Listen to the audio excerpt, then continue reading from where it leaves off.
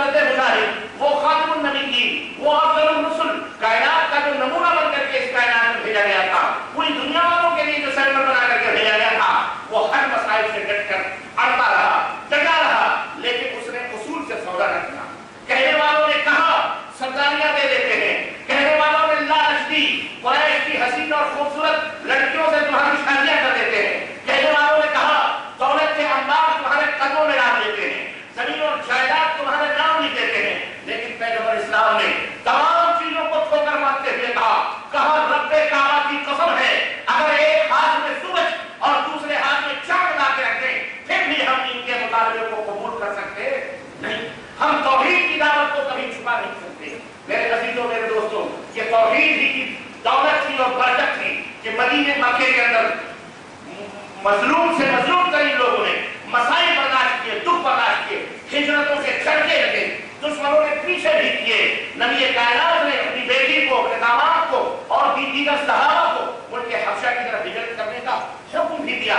دشمنوں نے وہاں بھی چین سے نہ سونے دیا اور وہاں تک ان کے اپنے بیٹی میں پہنچ گئے، وہاں بادشاہ کے دربار میں کہ دیکھو مکے سے بھاگے ہوئے تمہارے دربار میں کچھ لوگ آئے ہیں، تمہارے ملک میں کچھ لوگ آئے ہیں، یہ وہ لوگ ہیں جو صرف ہمارے ہی دین کو غلط نہیں کہتے بلکہ تمہارے بھی دین کو غلط کہتے ہیں، یہ عیسیٰ کو بھی گالی دیتے ہیں۔ ابھارنے والوں نے اس طرح سے مشکافیاں کری، اس طرح سے ریشہ جوانیاں کری، اس طرح سے دسیسہ کاٹا اور قبر و فریب کے جال بچھائے۔ یہ بھی یاد رکھو تاریخ کا ایک اہم یہ باب ہے کہ مشرک کبھی کسی کا وفادار نہیں ہوتا، جو اللہ کا وفادار نہیں ہوتا وہ ہمارا وفادار کیا ہو سکتا ہے، اور کس اور جھوٹ اس کی سرشت میں داخل ہے وہ کبھی سچ نہیں بول سکتا ہے۔ مسلمانوں، میرے عزیزوں، انہوں نے کہا اور ابھارنے کے لیے، برانگیزگی کے لیے، لوگوں کو آپ کا بخاری بنانے کے لیے نہ جانے کیسے کیسے ہیلے اور نہ جانے کیسے کیسے بہانے بنا کر کے امت آپ کے خلاف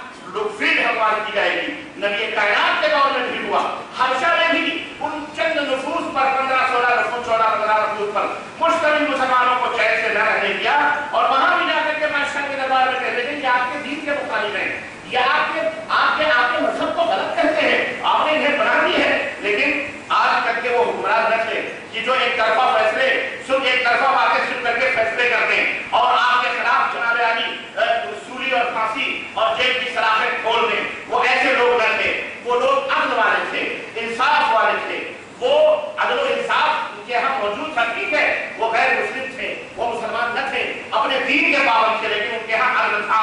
چنانچہ حبشہ نجاشی نے، حبشہ کے بادشاہ نے کہا ٹھیک ہے آپ آرام کریں، ہم ان کو بلاتے ہیں، مسلمانوں کو سنتے ہیں، ان کی بھی سنتے ہیں کہ آخر وہ کیا کہتے ہیں، ان کا کیا عالم ہے، ان کا کیا معاملہ ہے، ہمارے ملک میں آئے ہیں، پناہ لیا ہے تو کم از کم ان کی بھی تو سنیں کہ آخر ان کی کیا عرضداشت ہے۔ چنانچہ ان کو بلایا گیا اور مسلمانوں نے رات ہی کو جب یہ سنا کہ مکے کے چند ڈیلیگیشن یہاں پہنچ گئے، ڈیلیگیٹ پہنچ گئے ہیں اور ہمارے خلاف اکسا رہے بادشاہ کو، کانپے تو ڈرتے تو، لیکن متحدہ فیصلہ کیا، اتفاق کیا، اتحاد کیا، میٹنگ کی کہ کل اگر بادشاہ کے دربار میں داخل ہونا ہے تو جھوٹ نہیں بولنا ہے، چاہے کچھ بھی ہو جائے، چاہے جسم کی بوٹیاں کر جائیں، لیکن ہمیں جھوٹ سے کام نہیں لینا ہے، سچ بولنا ہے۔ اور حضرت جعفر بن ابی طالب نبی کائنات سے چچا کو اپنا امیر مقرر کرتے ہوئے کہا کہ اس ڈیلیگیٹ سے یا بادشاہ کے سامنے اگر کوئی خطیب ہوگا، خطابت کرے گا، گفتگو کرے گا تو یہ ہوں گے۔ حضرت جعفر بن ابی طالب کو بنایا گیا،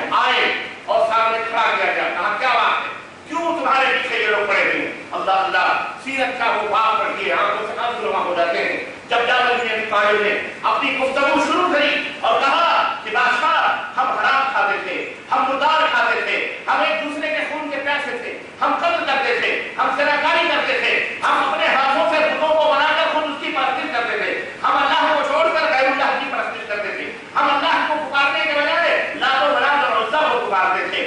ایک شخص آیا، ہم نے ایک شخص پیدا ہوا، ایک نبی پیدا ہوا، اس نے ہمیں ان تمام سب چیزوں کی خلاف دعوت دی، اس نے کہا یہ حرام ہے، یہ حرام ہے، شرک نہ کرو، تمہارا معبود حقیقی ایک ہے، اسی کے سامنے سجدہ کرو، اسی کو پکارو، اسی کو حاجت روا فرما روا مانو، وہی تمہارا مشکل کشا ہے، اسی کے سامنے اپنے دلوں کی کہانیوں کو بیان کرو، یہ سب کچھ نہیں ہے، یہ سب جھوٹے معبود ہیں۔ اس نے ہمیں بہترین انداز سے جینے کا حل بتلایا، سلیقہ سکھلایا، ہم نے کہا آمنا، ہم نے ایمان قبول کیا اور اس کے اوپر ہم ایمان لائے، ہم تمام کتابوں پر ایمان لاتے ہیں، ہم حضرت عیسیٰ پر بھی ایمان لاتے ہیں، حضرت موسیٰ پر بھی ایمان لاتے ہیں. تمام انبیاء علیہ السلام کی عزت کرنے کا ڈھنگ بتایا. اللہ اکبر. بادشاہ نے سنا، اس کی آنکھوں میں آیتیں تلاوت کی. حضرت دیکھو قرآن کے اندر یہ آیتیں موجود ہیں، عیسیٰ کے تعلق سے موجود. ہم اگر نہ مانتے تو جن کا نام کہاں سے آتا؟ اللہ اکبر. اس کی آنکھوں میں آنسو آ گئے. اس ڈیلیگیٹ کو واپس کیا؟ جاؤ، تم جاہل ہو، تم ظالم ہو، ہم انہیں اپنی پناہ سے باہر نہیں جانے دیں گے، یہ ہماری پناہ میں رہیں گے، اور جس طرح جو حقوق ہمارے ملک کے ہیں ہم انہیں وہ حقوق دیں گے. چنانچہ وہ اپنا سر ہونے کر کے واپس آ گئے. کہنے کا مطلب یہ ہے ہماری تاریخ پڑی ہے دسیسہ کاریوں سے، ہمیں ان سے گھبرانے کی ضرورت نہیں ہے. اگر کلمہ توحید کی دولت ہمارے سینوں کے اندر موجود ہے تو رب کعبہ کی قسم ہے زمانے سے ٹکرانے کا فنکشن الحمدللہ اللہ تعالیٰ موجود. ہمارے لیے صرف اللہ کافی ہے، ہمیں کسی غیر اللہ کی مدد کی ضرورت نہیں ہے. ایک مومن ہر جگہ اللہ تبارک و تعالیٰ سے مدد حاصل کرتا ہے، اللہ کا ذکر اپنے ہونٹوں میں رکھتا ہے. یہ درس میں آپ کو دینا چاہ رہا ہوں کہ جہاں کہیں بھی رہو، جس حالت میں بھی رہو، اللہ کے ذکر سے کبھی غافل نہ ہو. اللہ کو یاد کرتے رہو، اٹھتے بیٹھتے، سوتے جاگتے، کلام کرتے وقت، گفتگو کرتے وقت اپنی زبانوں پر استغفر اللہ کے کلمات، سبحان اللہ والحمدللہ ولا الہ الا اللہ ولا حول ولا قوت الا باللہ، اس جیسے تسبیحات اور تحمیدات سے اپنی زبانوں کو تر رکھو. دشمن کا مقابلہ ہو، کہیں بھی رہو، ہمارے نبی نے مکمل تدبیریں حفاظتی بتائی ہوئی ہیں، اور رب ذوالجلال کی قسم ہے اگر ان حفاظتی تدابیر کو آپ نے خود بھی اپنے بچوں کو، اپنی اولاد کو سکھا دیا، وہ جہاں بھی رہیں گے الحمدللہ سرسبز و شاداب رہیں گے، سرخرو رہیں گے، برکتیں رہیں گی، ملائکہ حافظہ ان کی حفاظت کریں گے. کیا آپ کو معلوم نہیں کہ اللہ کے رسول صلی اللہ علیہ وسلم نے فرمایا کہ جب مومن اگر کوئی آدمی سونے چلے اور سونے کے وقت وضو بنا لے، وضو بنا کر کے سوئے، اللہ اکبر، نبی کائنات کیا فرماتے ہیں؟ فرماتے ہیں کہ وہ مومن جب کروٹیں لیتا ہے اللہ کے فرشتے اس کے سرہانے اور پیرانے کھڑے ہو کر اس کے لیے دعائیں مغفرت کرتے ہیں. آپ نے داہنی کروٹ وضو بنا کر کے سونے کی فضیلت دیکھیں آپ کہ آپ داہنی کروٹ سوئے ہیں، بائیں کروٹ لیا، فرشتے آپ کے لیے دعا کر رہے ہیں اے اللہ اس کو معاف کر دے، اس کے اوپر رحم فرما. کتنی بڑی دولت ہے، اور یہ صبح تک آپ کے لیے دعائیں کرتے رہتے ہیں، اللہ کا کرم فرماتا ہے. اللہ اکبر. کیا آپ کو یہ نہیں معلوم کہ اللہ کے رسول صلی اللہ علیہ وسلم فرماتے ہیں کہ الا ادلکم علی خزائن الجنہ، اے میرے صحابہ کیا تمہیں میں جنت کے خزانوں کا پتہ نہ بتلاؤں؟ صحابہ نے کہا کیوں نہیں اللہ کے نبی، جنت کے خزانے بتلائیے، پتہ بتلائیے. اللہ کے حبیب فرماتے ہیں لا حول ولا قوت الا باللہ پڑھو، جنت کا خزانہ تمہیں مل جاتا ہے. اللہ اکبر. کتنی بڑی بات ہے یہ. اللہ کے رسول صلی اللہ علیہ وسلم فرماتے ہیں کلمتان حبیبتان خفیفتان علی اللسان ثقیلتان علی المیزان. دو کلمے ہیں جو بڑے ہی ہلکے پھلکے ہیں، آسان ہیں، اللہ کے یہاں بہت زیادہ محبوب ہیں، بہت زیادہ پیارے ہیں. دو کلمے ہیں، بہت زیادہ پیارے ہیں، زبان پہ آسان ہیں. ثقیلتان علی المیزان، لیکن قیامت کے دن جو میزان ہے اس کے اوپر بہت زیادہ بھاری ہے. سبحان اللہ وبحمدہ سبحان اللہ العظیم. قیامت کے دن یہ دو کلمے میزان پہ رکھے جائیں گے، آپ کی زندگی کے تمام گناہ بھی معاف ہو سکتے ہیں، بھاری ہو جائیں گے. زمین اور آسمان کے اندر یہ تمام تراکیب، یہ تمام ہنر، یہ تمام فن اللہ کے ذکر کے اللہ تبارک کے رسول صلی اللہ علیہ وسلم نے بتائے. یاد رکھو اپنی مال و دولت پر، اپنی طاقت و قوت پر کبھی غرور نہ کرنا، کبھی ناز نہ کرنا، دشمنوں کی قوتوں پر کبھی بزدل نہ ہونا، اور اپنی فقیری یا اپنی غربت اور فقر کبھی ناامید نہ ہونا. اگر ایمان کی دولت آپ کے پاس موجود ہے، توحید کی دولت آپ کے پاس موجود ہے، جو سب سے عظیم دولت ہے، رب کی قسم ہے آپ کے پاس ساری دولتیں موجود ہیں الحمدللہ. آپ فقیر نہیں قلاش نہیں. فقیر قلاش وہ لوگ ہیں جن کے پاس توحید کی سمجھ نہیں، جن کے پاس رسالت کی سمجھ نہیں، جنہوں نے اپنے اللہ کے علاوہ غیر اللہ کی پرستش شروع کری، جنہوں نے ایک امام کے بجائے امامت کبریٰ حضرت محمد رسول اللہ صلی اللہ علیہ وسلم کے مقام کو چھین کر بجائے کن لوگوں میں اس مقام کو تقسیم کر دیا، اور اب وہ رسول کے بجائے اپنے بنائے ہوئے مولویوں اور علماء کے نام جپ رہے ہیں. وہ بدنصیب، ان کو سمجھانے کی ضرورت ہے. وہ بھی اللہ کے کلمہ پڑھتے ہیں، وہ بھی اللہ سے محبت کرنے کا دعویٰ کرتے ہیں، لیکن اللہ اوپر یہودی بھی کرتے تھے، نصارہ بھی کرتے تھے. اس موقع پر حضرت امام حسن بصری رحمۃ اللہ علیہ فرماتے ہیں جو کبار تابعین میں سے ہیں کہ اللہ تعالیٰ نے ایک آیت کریمہ اتاری جو سب کے لیے امتحان کے لیے، سب کے لیے بہت بڑا امتحان ہے، بہت بڑے امتحان اور پہچان کی کے لیے وہ بہت بڑی ترازو ہے. وہ آیت کریمہ کیا ہے؟ دعویٰ تو سب کو اللہ سے محبت کا ہے، یہودی بھی کرتے ہیں, نصارہ بھی کرتے ہیں. اللہ نے آیت کریمہ اتاری کہ اس آیت کریمہ کو ترازو بناؤ اور ان کی محبتوں کو تولو, جو اس میں اترے جائے صحیح ڈھنگ سے اس پیمانے پر وہ صحیح ہے, جو نہ اترے وہ غلط ہے. کون سی آیت کریمہ ہے؟ حضرت امام حسن بصری رحمۃ اللہ فرماتے ہیں وہ آیت کریمہ ہے قل ان کنتم تحبون اللہ فاتبعونی یحببکم اللہ ویغفر لکم ذنوبکم واللہ غفور رحیم. کہ اے میرے حبیب آپ کہہ دو کہ اگر تمہیں اللہ سے محبت ہے فاتبعونی, تو میرے نبی کی اتباع کرو, میری پیروی کرو, میرے پیچھے پیچھے چلو. یحببکم اللہ, اللہ تمہیں اپنا محبوب بنائے. صرف زبان سے کہنے کے لیے تو سب کہتے ہیں, لیکن دعویٰ کے لیے دلیل ضروری ہے. اگر محمد رسول اللہ, اگر اللہ سے محبت ہے, اگر واقعی اللہ سے محبت ہے, تو محمد رسول اللہ صلی اللہ علیہ وسلم کی اطاعت و اتباع ضروری ہے.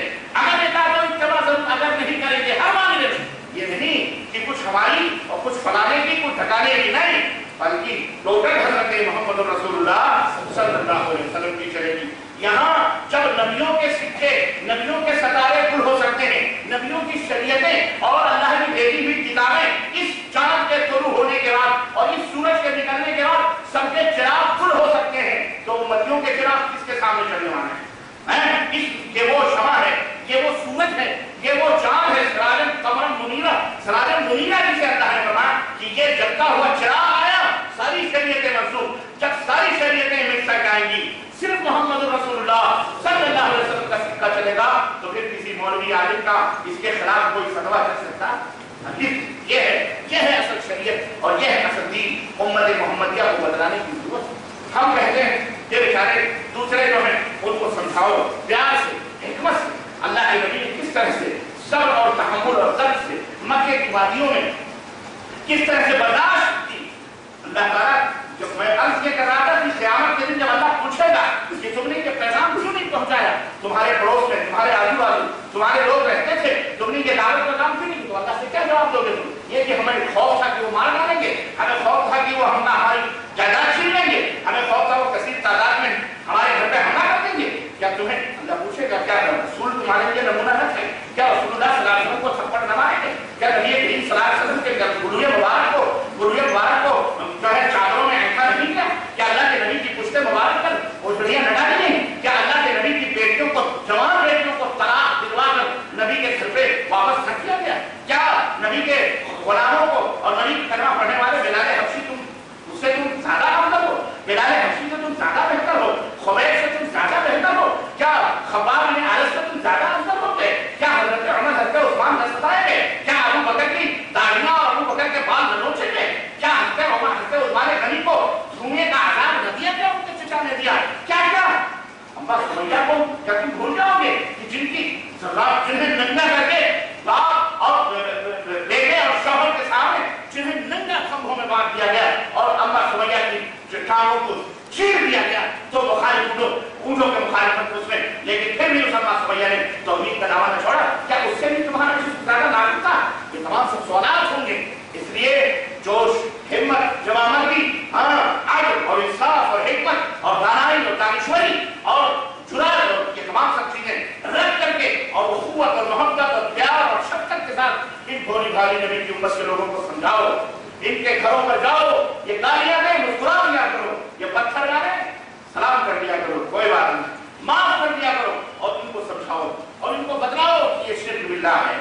یہ جو کچھ بھی کر دیا جا رہا ہے ناٹک, یہ صرف ناٹک, اس کی کوئی حقیقت اسلام کے اندر نہیں. اگر ہے آتونی شیئن من کتاب اللہ, آتونی شیئن من کتاب اللہ و رسولہ, لاؤ کوئی دلیل لاؤ کتاب اللہ سے, کوئی دلیل لاؤ سنت رسول اللہ صلی اللہ علیہ وسلم. اللہ کی قسم عوام بیچارے معذور ہیں, عوام بیچاروں کو سمجھ نہیں ہے. ان کے علماء جو ہیں انہوں نے علماء سو, پورے علماء نے گمراہ کیا ہوا ہے. اللہ ان کے شر اور فتنے سے امت محمدیہ کو محفوظ ہے. ایک تو یہ بات, یہ دعوت کا فریضہ آپ کو ادا کرنا ہے اور انشاءاللہ ادا کرو, لیکن کوئی جھگڑا نہیں, کوئی لڑائی نہیں, بڑے ہی پیار اور بڑی محبت سے حکمت کے ساتھ الحمدللہ کتاب کے ذریعے, کیسٹوں کے ذریعے, اسی طرح سے اپنی زبانوں سے, ملاقاتوں سے اپنے اہل خانہ کو, گھر والوں کو, رشتہ داروں کو, نازوں کو, سب کو, کیوں آپ اس کشتی کو ساحل تک پہنچانے والے ہیں. آپ اجالوں کے مسافر ہیں, اندھیرے میں نہ بھٹکیں. یہ ایک حقیقت ہے کہ اس کائنات میں, پھر میں دہرا رہا ہوں کہ اگر نجات اور اگر اس کائنات میں کامیابی دنیا اور آخرت کی مل سکتی ہے تو وہ صرف اور صرف اہل الحدیث کا کاروان ہے، اہل الحدیث کا قافلہ